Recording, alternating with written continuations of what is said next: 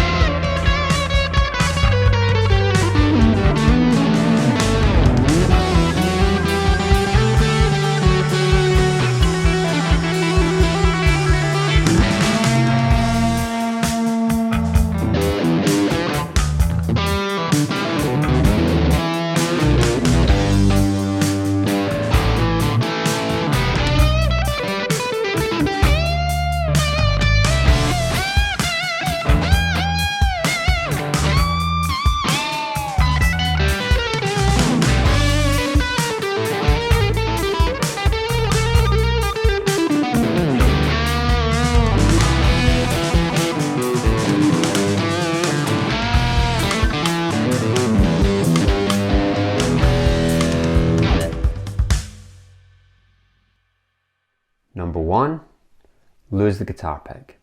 Get rid of it, put it down, don't use it. I think it's really useful for a while to try and explore different ways of playing guitar, different ways of phrasing, different ways in which the guitar can feel, and an easy way to do that, probably the easiest way to do that, is just to remove the guitar pick. You'll find that some things are easier to play, some things are more difficult to play, but your guitar brain will be constantly working out, how can I play this?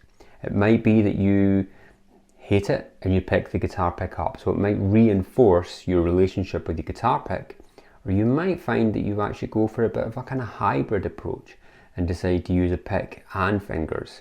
But yeah, I challenge you to do it. I think that you will find that there are elements of guitar playing which you prefer to do without a guitar pick. Number 2, lose the pedal board.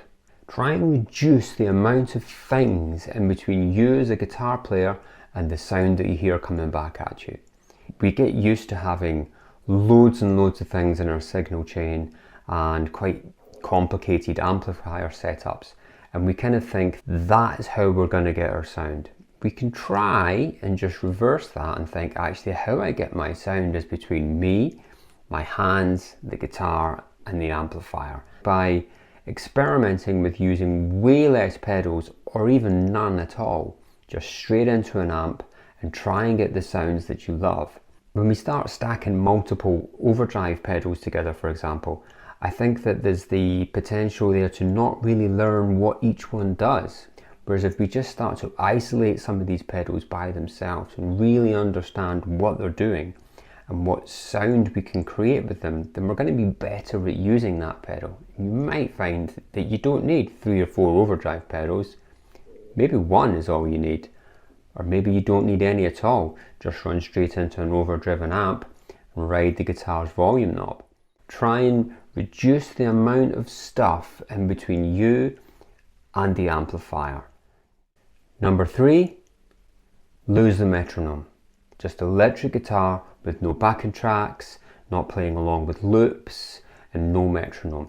See if you can find your own groove, your own style, your own feel for time, and you'll find that you become much more sort of rhythmic, much more groovy, and you'll get much more of a sense of where the pocket is. And I know pocket is something which really relates to a tempo, so you're going to usually be playing along with a drummer to be in the pocket, but you can find your own rhythm and your own pocket to sort of fall into. If you can sound great playing electric guitar just by itself with no backings, you can create all the rhythm, all the sense of time, then you're going to be onto a good track there. I think also with not using a metronome, it allows us to explore the fact that music can speed up and it can slow down, and we can do that naturally. And that's a good thing to happen. A lot of really good records from back in the day, a lot of that music speeds up or it slows down as it kind of moves through the song. A lot of modern day songs don't do that. They're probably just set to a BPM or a click track on a computer, and then that's it. But it's not a bad thing for music to speed up and slow down. In fact, it's part of musical expression. So yeah, ditch the metronome and just see what happens. Create your own grooves and get your own real sense of rhythm.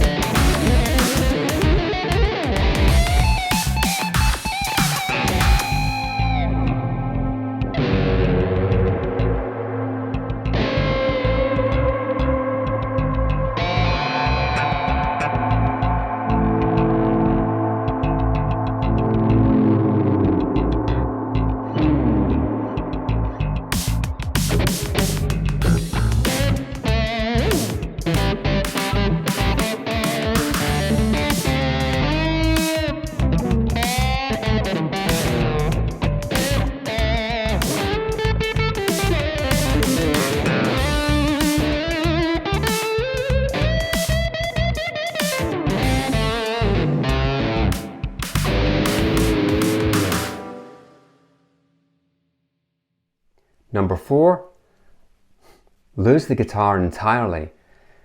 Stick with me on this one, okay? Something which really helped me was when I started to learn other instruments. I started to play around with keyboards, with synthesizers, and used the knowledge about theory and the knowledge of music which I had from playing guitar. I just kind of transferred that onto the other instrument. So in a way it was reinforcing and was kind of reminding me of the theory and the knowledge that I already had. So when I started to explore that on keyboards, I started to find a bit of a greater understanding for things. It helped me to see and to recognize things, particularly about theory in music, that I hadn't really noticed on the guitar. And for me, things like synthesizers, they're really about sound exploration. They're really about creating sound and experimenting and using different methods to create the sounds that I want. As a guitarist, that's actually what I want to do as well. So I think being able to do that on a different instrument is really, really good at just expanding what we know and building upon that. I think any instrument would do, but I would stay away from learning something which is too close to guitar. So bass guitar doesn't count, yeah. A lot of the theory is just instantly transferable across. A guitar with a different tuning, a slide guitar, that's going to be good for you as well, but try and not get lessons on it. Just try and transfer what you know and use your own knowledge about theory and about music and your own ear. Try and transfer that onto the new instrument. Number 5, lose the practice routine. Yes, there is a place as a guitarist we need to have a technical ability, we need to practice things. But I think there is also huge benefit to be had from just playing the guitar. noodling around, expressing yourself on it, finding stuff, happy little accidents, little mistakes that actually don't turn out to be mistakes, turn out to be quite cool, and learning the guitar that way and just playing it. And also there's this thing that we can do when we have a practice routine, that we tend to look at our playing and elements and say, I need to work on the bad parts of my playing. I'm a little bit of a fan for kind of saying, if we have elements of our playing which we're pretty good at and we're comfortable doing, then focus on that. Get those bits even better. The bits that you're not so good at doing, perhaps avoid them altogether. Become way better at the stuff that you're already kind of naturally good at, or the thing you've got a bit of a flair for, and the stuff you find difficult or the stuff that you just really can't do, just leave it and avoid it. Shine the light on the stuff that you can do, and stuff you can't do, kind of keep that into the shade. So these are things that have really developed my playing and have allowed me to level up, so to speak, in playing. But what works for you? Has there been some things that you've tried that have really brought your playing on or got you out of a rut that you've been stuck in for months or years? You know, put a comment in below, let me know. Maybe I'll try some of them and it might elevate some of my playing. So yeah, the usual social media stuff. Give me a like and a subscribe, and I shall see you soon. Take care.